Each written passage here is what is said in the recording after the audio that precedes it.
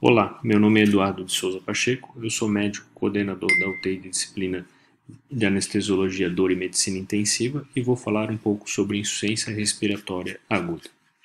A insuficiência respiratória aguda é a incapacidade do sistema respiratório prover trocas gasosas de forma adequada para atender às necessidades metabólicas do organismo, seja ela pela impossibilidade de oferecer oxigenação ou ventilação. Na prática, pode ser definido como a presença de uma pressão parcial arterial de oxigênio menor que 60 em ar ambiente, ou ao nível do mar, ou acompanhada ou não de hipercapnia, definida como pressão parcial arterial de dióxido de carbono, PCO2, maior que 50 milímetros de mercúrio. Ela pode ser classificada de forma aguda, crônica ou crônica agudizada, de acordo com o critério evolutivo clínico do início dos sintomas, sendo o principal objetivo dessa aula esclarecer um pouco sobre as causas agudas de insuficiência respiratória. Um pouco de epidemiologia. Ela é uma causa muito comum de internação na UTI, e estima-se que mais da metade dos pacientes internados na UTI por mais de 48 horas tiveram insuficiência respiratória aguda em algum momento da internação. A mortalidade está relacionada diretamente com idade, comorbidades, a presença de outras disfunções orgânicas, choque e disfunções de múltiplos órgãos. A síndrome de desconforto, que é uma causa comum de insuficiência respiratória aguda em UTIs, tem mortalidade muito alta, girando em alguns lugares acima de 50% dos casos. A insuficiência respiratória aguda pode ser classificada em alguns tipos. O tipo 1, ou hipoxêmica, em que temos uma PaO2 menor que 60 milímetros de mercúrio em ar ambiente. O tipo 2, ou hipercapnia, em que temos a PaCO2 maior que 50 milímetros de mercúrio e um pH menor que 130. A do tipo 3, ou perioperatória, que é a atelectasia.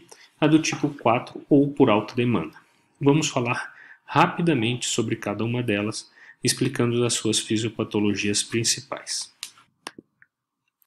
A fisiopatologia de toda insuficiência respiratória depende que o sistema respiratório exerça adequadamente a sua diretiva primária de trocas gasosas.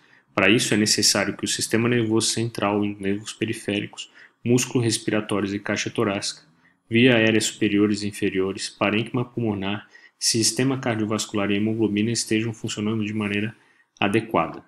Em qualquer alteração em um deles, nós podemos ter o desenvolvimento da insuficiência respiratória aguda.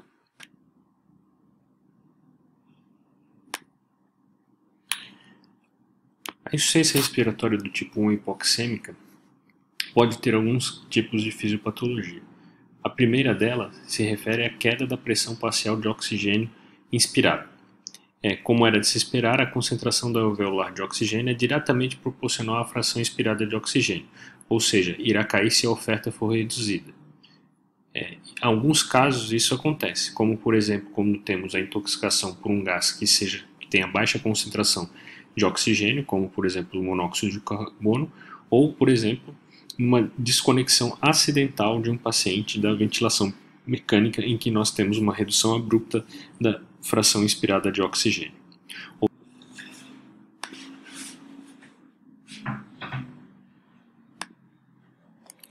Outra causa comum de insuficiência respiratória e responsável pela fisiopatologia do tipo 2 é a alteração da difusão. A passagem do oxigênio pela barreira alvéolo-capilar se dá por difusão e é determinada pela diferença entre a pressão parcial do gás existente no alvéolo e no capilar pulmonar, também conhecido como gradiente alvéolo-arterial de oxigênio. Sob condições normais, esse valor varia entre 3 e 15, estando aumentados em situações que há algum bloqueio da passagem de ar entre o alvéolo e o sangue. As alterações da difusão são frequentemente encontradas na prática clínica, mas normalmente elas só se tornam significativas no contexto de aumento de demanda, como no cenário de taquicardia e elevação do débito cardíaco, ou quando a capacidade de difusão é inferior a 25%. Reduções na pressão inspirada de oxigênio na área de troca, como por exemplo na fibrose pulmonar ou no edema intersticial, além de outros processos, que aumente a espessura da membrana alvéolo-capilar, produzindo separação física entre esses gases alveolares e a corrente sanguínea, e também resultarão em redução da difusão.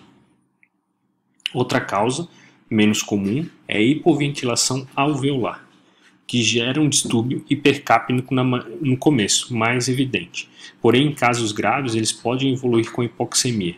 A ventilação reduzida levará à retenção de CO2, diminuição da pressão alveolar de oxigênio e, consequentemente, da pressão arterial de oxigênio. Em pacientes com parênquima pulmonar preservado, a hipóxia puramente desencadeada por hipoventilação e é caracterizada por correção rápida da pressão arterial de oxigênio mediante a pequenos incrementos na FO2 em pacientes mantendo PaCO2 elevados. Exceção a esta regra ocorrerá quando a hipoventilação for desencadeada por atelectasia prolongada, já que nesse caso poderá haver aumento do gradiente alvéolo arterial do oxigênio.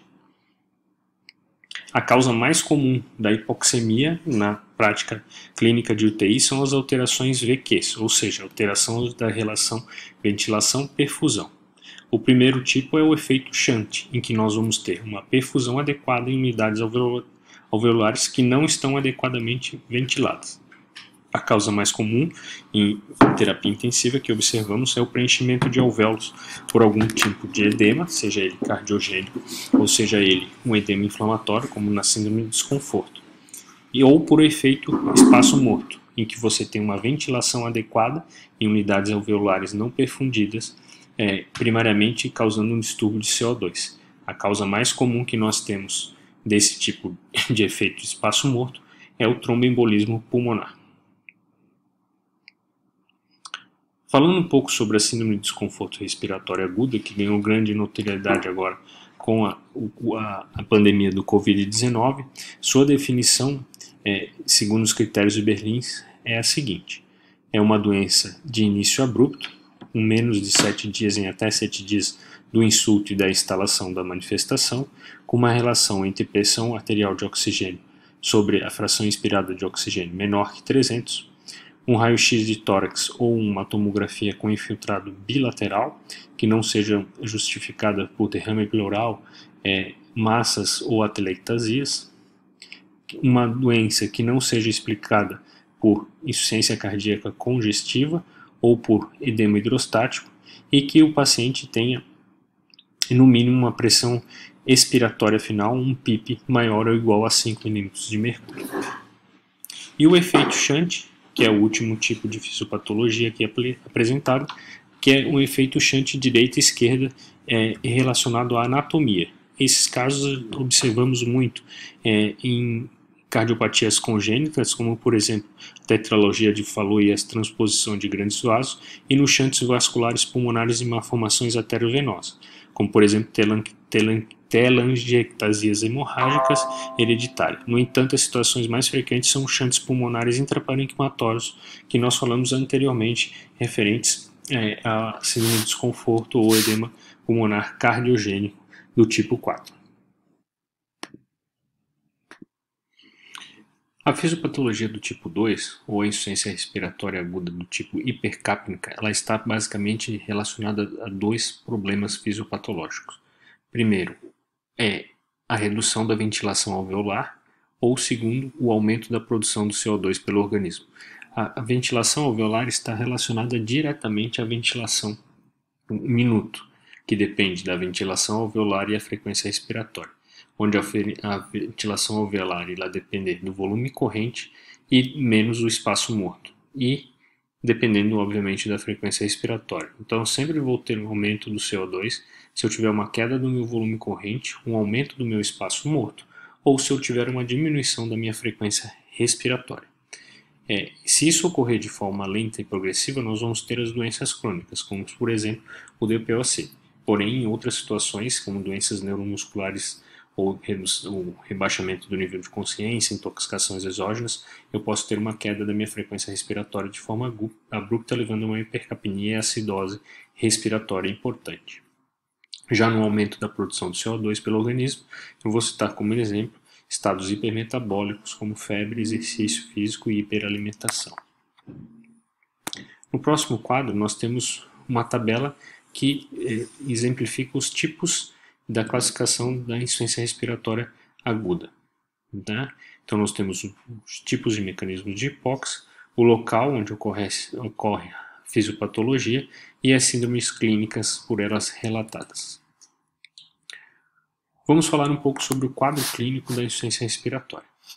Em relação à hipercapnia, quando ela ocorre, nós vamos ter a presença de sonolência, flapping, inquietação, tremor, cefaleia, papiledema, letargia e, por último, coma. Já na hipóxia, nós vamos apresentar aquele paciente com diaforese, ansiedade, taquicardias e arritmias, taquipneia, confusão mental, rebaixamento do nível de consciência, convulsões, hipotensão ou hipertensão, dependendo da causa que levou ele a cursar com hipoxemia. Então, são manifestações clínicas semelhantes, do qual é difícil nós distinguirmos somente pelo quadro clínico. É interessante perceber qual é o grau de hipoxemia, quais as manifestações neurológicas e sintomas que eles vão levar. Então, quando eu tenho uma hipoxemia de 35 a 50, eu vou ter confusão, delírio, tremores e asterix. Quando essa hipoxemia tem um grau de 25 a 35 milímetros de mercúrio de PO2, eu vou ter sonolência, obilunação, mioclonias e até convulsões. Quando eu vou ter de 20 a 25 milímetros de mercúrio, eu vou ter um paciente podendo entrar em coma por hipóxia. E quando ele ser abaixo de 20, eu posso ter a morte desse paciente por hipóxia. Os cenários clínicos nós vamos dividir em 3, com efeitos da hipoxemia ou da acidose respiratória direta, efeito das doenças primárias ou secundárias envolvendo os pulmões, e o terceiro, o efeito não pulmonares das doenças de base. Vamos falar rapidamente a respeito de cada um deles. Os efeitos da hipoxemia ou da acidose respiratória vão ser basicamente os sintomas clínicos que nós apresentamos anteriormente, como alterações do sistema nervoso central e do sistema cardiovascular. Em relação ao sistema nervoso central, o paciente ele pode se apresentar com irritabilidade, agitação, alteração na personalidade, rebaixamento do nível de consciência e até coma. Do sistema cardiovascular podemos observar arritmias, hipotensão e hipertensão dependendo do cenário clínico que o paciente se encontra. Dos efeitos das doenças primárias ou secundárias envolvendo os pulmões, vamos citar como exemplo a pneumonia, que nós vamos ter a presença de tosse, escarro, febre, ou do TEP, que vai se manifestar com dor torácica, infarto pulmonar, hemoptise e alterações eletrocardiográficas. Então, são alterações das doenças primárias diretamente no pulmão. E os efeitos não pulmonares das doenças de base, como, por exemplo, um paciente com insuficiência cardíaca e que vai apresentar-se como edema de membros inferiores, ou um paciente que tem um DPOC avançado que vai apresentar baquetamento digital. Então, são manifestações extrapulmonares de doenças da doença de base do paciente. Ao exame físico, o que nós vamos perceber nesse paciente?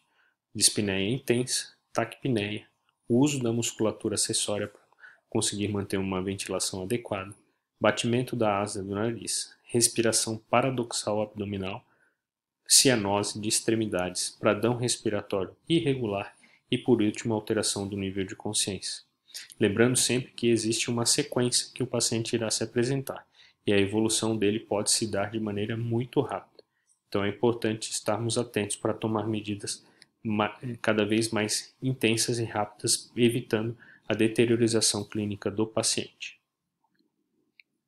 O principal exame laboratorial que nós vamos fazer nesse paciente é uma gasometria arterial. A gasometria arterial basicamente vai nos informar o pH, que é o equilíbrio ácido-base do paciente, a pressão arterial de oxigênio, a pressão arterial de CO2, a saturação de oxigênio, o bicarbonato e o excesso de base. E aqui nós temos os limites inferiores e superiores de cada um dos itens. Lembrando sempre que nós temos alguns conceitos dentro da terapia intensiva em que nós vamos tentar manter esse paciente o mais próximo possível dos limites da normalidade. Em algumas situações extremas, nós vamos ter tolerância e tirar o paciente desses limites aqui definidos nesta tabela. Como é que eu classifico em relação ao paciente em relação ao CO2? O CO2 normal, como a gente viu, ele vai manter o paciente dentro da homeostase.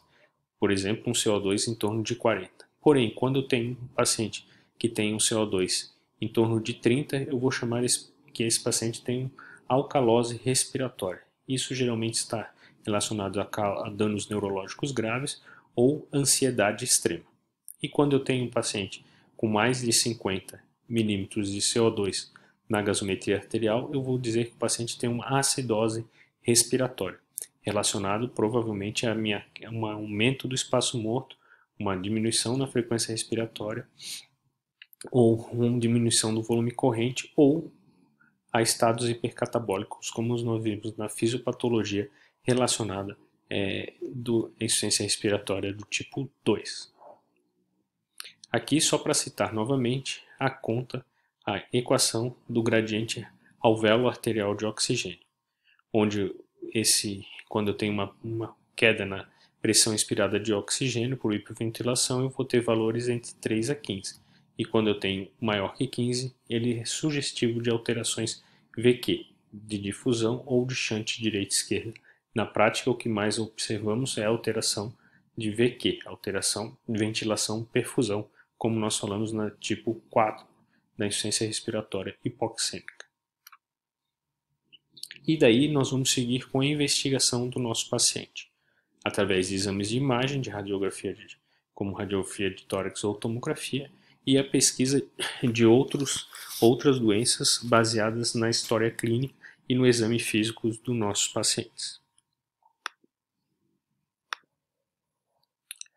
Um raio-x de tórax relativamente normal não me exclui que o paciente esteja em insuficiência respiratória aguda, como, por exemplo, doenças das vias aéreas com exacerbações agudas, doenças crônicas como DPLC ou asma, podem ter um raio-x de tórax, uma imagem de tórax relativamente normal, porém cursando com insuficiência respiratória.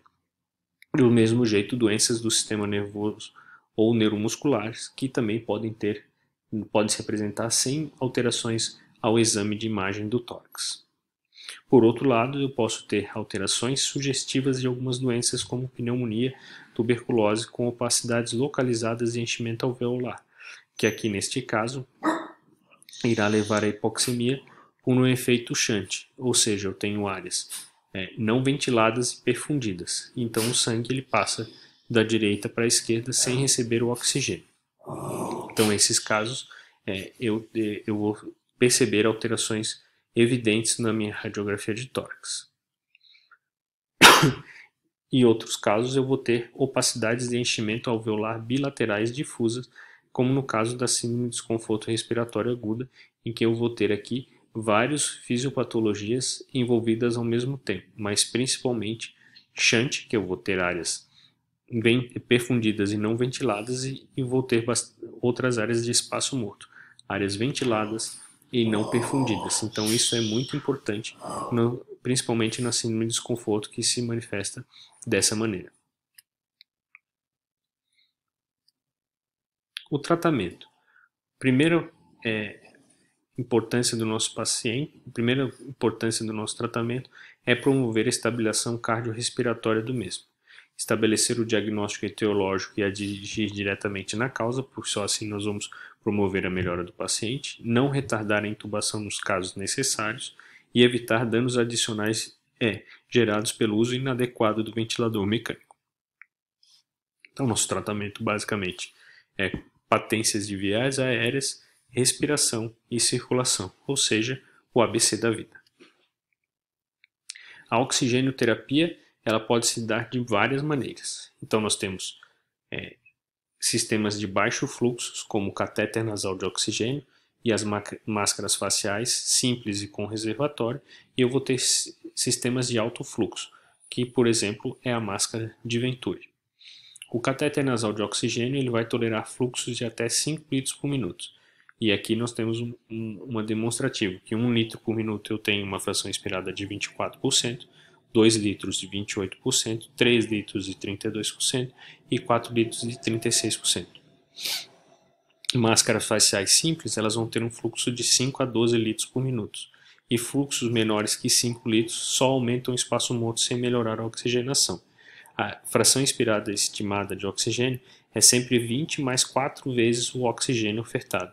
Exemplo, uma máscara facial a 5 litros por minuto vai ter uma FO2 de 20 mais 20, ou seja, de 40%. E quando nós vamos usar uma ou outra? Depende muito da manifestação clínica do nosso paciente. Isso vai depender única e exclusivamente da nossa meta de oxigenação daquele paciente e basicamente da doença que leva ele a ter insuficiência respiratória. Uma outra modalidade que nós utilizamos muito na prática clínica é a ventilação mecânica não invasiva. Essa ventilação mecânica não invasiva tem algumas indicações, como por exemplo o DPLC descompensado, edema agudo de pulmão cardiogênico, insuficiência respiratória em imunodeprimidos, síndrome da apneia obstrutiva do sono, hipoventilação pela obesidade e doenças neuromusculares. Quais são os problemas delas? Ela pode levar a lesão de pele, distensão abdominal, ressecamento de mucosas e em alguns casos pode atrasar a intubação orotraqueal. Os modos existentes. CPAP é uma pressão constante nas vias aéreas, com uma ventilação espontânea. E o bilevo, que são dois níveis de pressão. Eu tenho um IPAP, que é um suporte inspiratório, e o EPAP, que é uma pressão expiratória positiva final. E ela é ciclada a fluxo. As indicações do BiPAP. Elas são recomendadas nas hipercapnias agudas para descanso da musculatura respiratória e no edema agudo de pulmão cardiogênicos e infecções em imunodeprimidos. E as indicações do CPAP, elas são indicadas também no edema agudo cardiogênico, no PO de cirurgia abdominal e na apneia do sono de leve a moderada. E quais são as contraindicações da VNI, da ventilação mecânica não invasiva? Absoluta, quando sempre devemos evitar. Na necessidade de intubação de emergência e na parada cardíaca ou respiratória.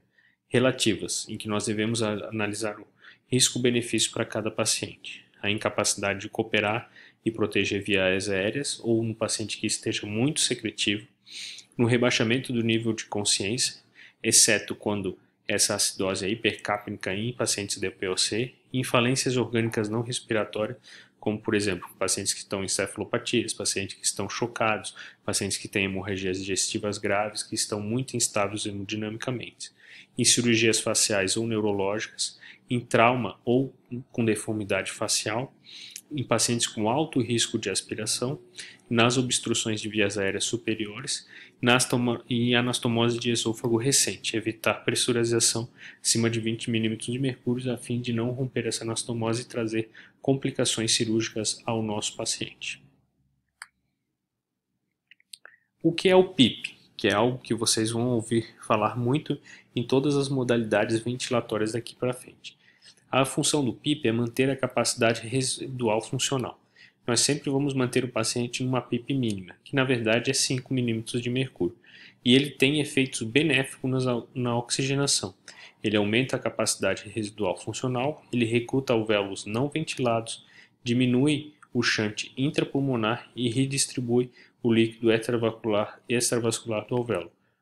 Qual que é o problema do PIP? Como ele é uma pressão positiva ao final da expiração, ele pode causar hipotensão por diminuição do retorno venoso. Lembrar que o nosso retorno venoso, enquanto não estamos em ventilação mecânica invasiva, ele é maior durante a inspiração porque aumenta a pressão negativa intratorácica. Ao contrário, quando o paciente está na ventilação mecânica invasiva, ele é maior durante a expiração. Conforme ele é maior na expiração, se eu tiver níveis de PIPs muito elevados, eu não vou ter o retorno venoso adequado e isso pode levar a uma hipotensão do paciente e até o choque. O PIP alto também tem efeitos deletérios que foram muito bem comprovados nos últimos artigos, como por exemplo a hiperdistensão alveolar, que pode levar ao colapso do endotélio que está ao lado do alvéolo, e isso levar a um aumento de espaço morto ou um efeito shunt, a depressão circulatória, conforme a explicação dada anterior, aumento do espaço morto e acometimento do ventrículo direito. O ventrículo direito acometido não é capaz de perfundir adequadamente o pulmão e assim levar a uma hipóxia, como por exemplo, infarto agudo do ventrículo direito, ou quando você tem aumento das pressões intratorácicas excessivamente pela ventilação mecânica. Gostaria também de falar um pouco sobre a cânula nasal de alto fluxo. Esse foi um dispositivo relativamente novo, que foi lançado no mercado e que vem ajudando nossos pacientes a ficar melhores adaptados. E ela é sempre comparada com a ventilação mecânica não invasiva. Ela é um fluxo aquecido e umidificado de ar e ela consegue fazer um fluxo de até 60 litros por minuto. São dois catéteres, em cada um pode chegar a 30 litros por minuto e chegar a uma fração inspirada de oxigênio de 100%. O fluxo ele é mais ou menos como a pressão média nas vias aéreas, 10 litros, mais ou menos 0,69 milímetros de água com a boca fechada ou 0,35 milímetros de água com a boca aberta. 60 litros por minuto, ele vai equivaler mais ou menos a um PIP de 7 com a boca fechada, ou seja, ele é excelente para os pacientes porque ele facilita o acoplamento e ele mantém uma oxigenação adequada com um PIP, quando se você usa 60 litros por minuto, um PIP mais ou menos de 7, que é o que nós vamos usar minimamente no paciente quando ele está em ventilação mecânica e nesse caso sem precisar usar nenhuma prótese ventilatória no nosso paciente. E outro objetivo dela é que, como ela está diretamente colocada sobre o nariz do paciente, ela reduz o espaço morto e melhora a oxigenação desse paciente pela velocidade do fluxo do ar. E por último, nós temos a ventilação mecânica invasiva. A ventilação mecânica invasiva ela é feita através de uma prótese, que é o tubo orotraqueal, em que eu vou usar um ventilador mecânico para substituir as funções do pulmão. Ali eu vou controlar a fração inspirada de oxigênio, as pressões intratorácicas dos meus pacientes, o volume corrente, a frequência respiratória e demais itens da ventilação mecânica. Isso será abordado no decorrer do curso médico com vocês. Obrigado.